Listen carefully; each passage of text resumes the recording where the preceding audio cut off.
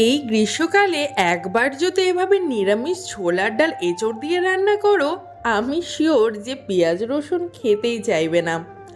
তার জন্য প্রথমে এঁচোড়গুলোকে ভালো মতো সেদ্ধ করে নিতে হবে লবণ দিয়ে। তারপর জল ঝরিয়ে নিয়ে সর্ষের তেলের মধ্যে এঁচোড়গুলোকে ভালো মতো ভেজে নিতে হবে হলুদ আর সামান্য একটু লবণ দিয়ে।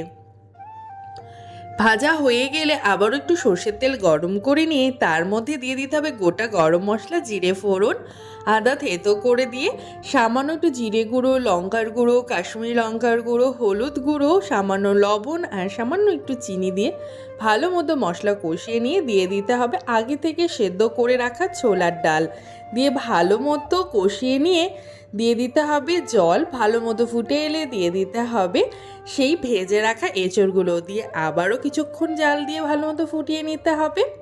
নামানোর আগে দিয়ে দিতে হবে সামান্য একটু গরম মশলার গুঁড়ো আর সামান্য একটু ঘি। ব্যাস, তাহলেই তৈরি এই এঁচোড় দিয়ে ছোলার ডাল।